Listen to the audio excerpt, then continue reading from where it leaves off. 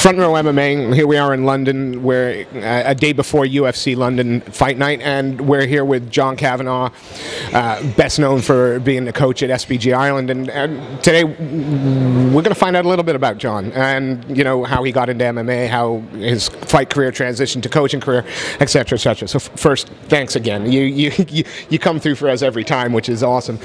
Look, I want to go back. Way back to your sort of MMA origins. I know that you were the first Irish BJJ black belt. Did that come before or after you started competing MMA? That was probably closer to the end of MMA. Yeah, I stopped fighting MMA when I was a purple belt, and then I just fully focused on jiu-jitsu and coaching. I did most of my fights at white belt or blue belt. It's funny when you look back now. Back then, if you're a blue belt, it was a really big deal, you know. Yeah. Now, of course, blue belts are a lot more common. Barely being a black belt is worth mentioning. So it was a different time. What was the thing that sort of inspired you to get into the cage for the first time then? It's probably going to be the same answer you've heard a lot, but like I was studying in college and I came across UFC 1, and I'd done martial arts my whole life, but I'd never seen the promise of martial arts in reality, and that being a smaller guy beating a bigger guy. Like I said, I trained martial arts my whole life, but I was never all that confident. I was always the smaller guy. I never thought I'd be able to beat a bigger guy. And yet here was, you know, Heist Gracie seemingly effortlessly beating guys. So that was very appealing. And I pretty much started playing around with it right away. There was no jiu-jitsu in Ireland at the time. So it was a case of trial and error, and I had a kid brother, and I'd bend his arm one way and I'd bend it the other way. He'd scream and I'd realise that was a technique. And just sort of, you know, it was a very slow, a slow curve. But it was an enjoyable one, and I'm glad I went through it that way, to be honest. I'm somewhat jealous nowadays when I see someone joining my gym now to get, you know, the best material right away, and they're at a level that took me 4 years. It's maybe taking them 6 months. You know, but it is what it is. You had 6 MMA fights, and you faced, you know, there's some, even in those 6 fights, there's some names people will. Lee Ramidos, for example, you know, a pioneer, and certainly in Britain for the sport. Yeah, but only 6 fights. What was it that, you know, what was it that sort of pulled you away from that kind of competition? Because I know you continue to compete grappling. Well, 6 on Sherdog. Yeah, 6 on Sherdog. Not all are recorded back in the day. I did 12 altogether. I'm going to interrupt. What was the record? The Sherdog is obviously the 3-3 split. What was the record? 9-3. I did an 8-man tournament in Ireland, so it was 3 wins in the same day, and I did a bunch of fights in the UK. That it was funny. Like one of my old training partners is here with one of his fighters, Neil Seary, and we're kind of talking about, you know, it's his first time being at a UFC event, and we're kind of comparing what it was. Like, we did some of our fights on mats, you know, there wasn't even a cage, and you'd show up on the day, and that was when you found out who your opponent was. And you'd have tricks back in the day. Like, I used to wear a pair of Thai boxing shorts fighting. I didn't know any Thai boxing. I was a grappler. But I knew there was no YouTube then, or there was no Googling, so someone would see in Thai boxing shorts say, oh, he's a stand-up fighter, I better take him down, and that's what I wanted, you know. So it was like I said, it was a very different time. But to answer your question, I competed probably for different reasons. Well, not probably, for very different reasons than the guys tomorrow are competing. Obviously, tomorrow is about, you know, it's the money side of martial arts. It's professional, and they have to make a living out of this. But I was never the most competitive guy in the room. I was possibly one of the most curious guys in the room. I was fascinated by why certain things worked, and I know we kind of, like I say to my fighters, like, in a fight you either win or you learn. There's no losing, because if you lose you learn. Now at this level, winning is everything, you know, it really is. At the amateur level and at club level, winning and losing is not all that important to me. And certainly for myself, winning and losing was not all that important. It was a lot more important that I learned from it, because even right from the beginning I saw myself in a coaching role. I loved coaching, I loved teaching.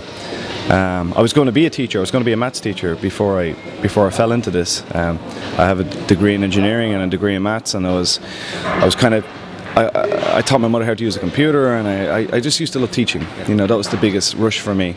And even when I was fighting, like, I was also the coach. I was running the club. You know, it's only 25 or 30 people, and pretty much every day it was just put on small gloves and we just beat the hell out of each other. We didn't really know anything about proper training methods or how you did things. Kind of shudder looking back at us, what we used to get up to, like, you know. But yeah, like I said, you know, at the end of the session our beginning of the session was me taking the session and me teaching the techniques, and then me just being involved in sparring, and like I said, the competitive side in grappling, and I competed in boxing, I competed in jiu-jitsu, I competed in MMA, all of those competitions, and also like making weighting, stuff like that. Like just last night I was like Chat McGuiney, you know, he's obviously, like, last night and today is a little bit tough with the water restriction and food, and he's kind of like, oh, how did you find this? And you know, when I fought Lee Ramita, so you brought that up, I fought 2 weeks before that at 155 pounds, and then I fought Lee 2 weeks later at 142 pounds, same day weigh-in. So that was a pretty massive drop, especially back in the day when I knew nothing about diet, or that was when I literally didn't eat for, I think, 5 days. I went without food, and running maybe 5 miles a day, and then when I went on my own, I had no coach. I traveled on my own to the weigh-ins. I made weight somehow. I still not quite sure how I managed to do that. And what did I eat straight away? 2 family-sized pizzas. That's what I thought would be a good idea, to rehydrate with, like, put that weight back on. 2 family-sized pizzas, you know. And how was the performance after that? It's funny, like I said it to Gunny, like we went the distance. I did 3-5s. I don't remember the fight, if I've been on. I wouldn't mind seeing it, because I'm sure I'd just cringe looking at poor blue belt technique with not great stand-up, but still, you know, energy-wise, I went 3 rounds because I believe, of course, nutrition is very important, but I believe the mind is the most important thing, and I was in the right mindset for that fight. I was excited for that one. Like, you know, I'd won some fights in Ireland, and I guess I was getting, back in the day, a small bit of a name. I was winning quite quickly, and then I got to fight Lee Ramitas, who back then had fought in the States, in America, and he'd only come back from living in Canada, and he had a really big reputation, and he knew leg locks. Nobody knew leg locks back then, you know, and so it was very exciting for me. I figured I was going to learn a lot from that, and I did, and we became very good friends. Someone just got knocked out behind us there. We became very good friends, and we're still friends to this day. But yeah, I did the fight, 3-5s, no problem. The following week was the worst week of my life. I had the worst constipation I've ever had in my life. Nothing was happening here for like 7 or 10 days solid. See, I'm thinking that's an exclusive. Front Row finally got one. I've never told that story before, so yeah. You said a couple of things, and I want to branch off to both of them. But first, you know, you've said that, you know, you always knew you wanted to be a coach, and you have a love of teaching. How is the competitive side of your career help to formulate kind of your philosophy on coaching? Have the two been hand in hand? Yeah, I think so. Yeah, definitely. I haven't lost this nature where I'm always wondering why certain things work for certain people, how personality affects technique, how posture affects technique. You know, like it's fight week, and you know, last night I'm moving around with Gunny, and maybe he moves away. I haven't quite seen him doing. I'm like, why did you do that? And like, we're always talking about technique. I remember in his last fight, actually, we were in the warm-up room. He was next up, and he was saying, what do you think about this way of holding the mount and stuff? And I don't think many people would be doing that, like, just before going out to fight in front of whatever thousands of people. But it's been my #1 attraction to it. And when I'm coaching, I want to be around people who are experimental with techniques, and then it's up to them how competitive they are. Like, I have almost 300 students, and of that 300, maybe 15 or 20 are super competitive, and that's up to them, you know. But they all share a common mindset of being curious about why certain techniques work for certain people, and I'm always curious about martial arts, you know. Probably like everybody, I love watching Jackie Chan movies, and yeah, it's a lifelong passion. My next question, and again, it's we're going back to something you said. You talked about that, you know, diet and everything is important, but mindset and how you approach the fight, you know, mentally is as important, if not more so. And we promised that we wouldn't bring Conor and Gunny into the equation, but as the two fighters that people will best know you with, it's amazing that their mind. You know, is it your influence that helps these fighters start to embrace that way of thinking, or did fighters like Gunny or Conor or even Mo Peter, who again had a great show in Cage Wars, there seems to be you seem to be able to recognize SBG fighters. Right. Is that something you impart, or is that something that they bring a new mold? Yeah, maybe it's a little bit of both. I think as well, like when they're training with me for, you think just because he's in the UFC, this walks right past Davy Grant. I think he's so dehydrated, he's probably hallucinating anyway. I think when say, obviously someone's with me years before they're competing, so that's formed over years, that relationship. And someone who was to join me, and maybe they have a different personality type, maybe they just are the type of guy that just wants to come in and work hard and just hit pads and then go home. They're probably not going to stay with me then. They're probably going to drift away. They're probably not going to like my somewhat hippie-ish vibe and attitude, like, you know, and there's different gyms for it. Jesus. You're joking, dude. See, I couldn't silence a UFC guy like that. I'm sitting with John Kavanagh and they apologize. It's awesome. Again, we were talking about kind of your philosophy and things, but if you were to sum it up, how would you describe, you put into words your philosophy towards the martial arts or MMA and its practice? Yeah, you know, I'd have to credit Matt Thornton for probably the best single piece of advice he gave me as a coach, and that was, he said, never approach somebody to compete. As in, never go up to the gym and say, you know what, you're pretty good, I think you should compete. It immediately puts a weird relationship there. And a lot of times you'll find that's the coach looking for reflected glory, you know. Maybe he didn't do it himself, or it's right away, it's the foundation is wrong, because that guy is maybe just doing it to please me now. So I actually make it difficult for guys to compete. I'll put them off the first few times. And then I know in the lead up to it, they are 100% rock solid wanting to fight. Because I can tell you, promoters ringing me, they always say the same thing. It's like, John, I have a fight for so-and-so, will you accept? I went, yes. I never look at the guy, I never call my guys. In fact, it's come to be a joke now that most of my guys find out about fights when they see it announced on the internet. I don't even tell them. They just see it. You know, okay, oh, cheers, John, I see I'm fighting so-and-so, and I was like, hey, yeah, I forgot to tell you. Whereas I hear a lot from promoters about other coaches that the guys are taking a week to come back to them.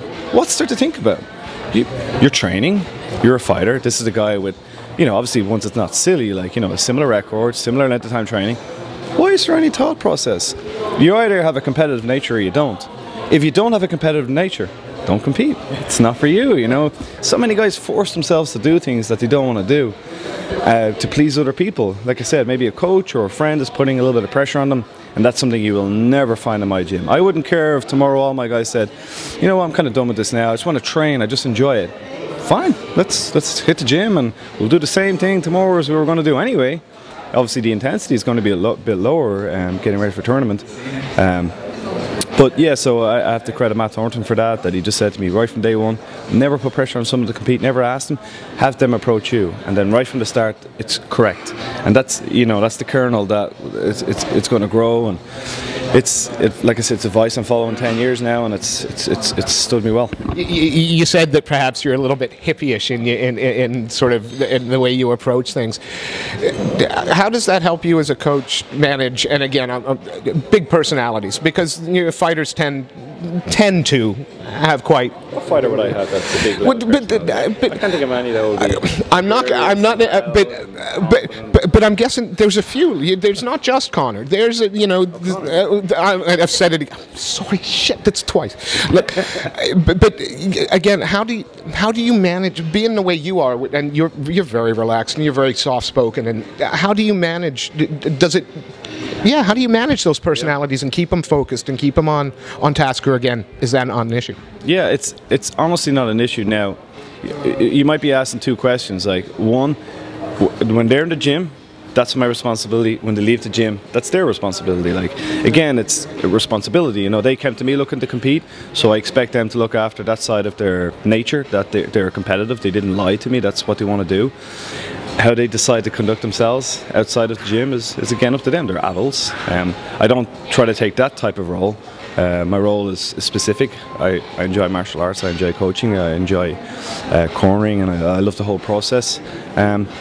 So yeah, it's really that simple. I've just there'd be some things that different fighters would do that it's not part of my personality, but it's something to do with me. You know, that you can only be yourself, right? There's no point in trying to pretend.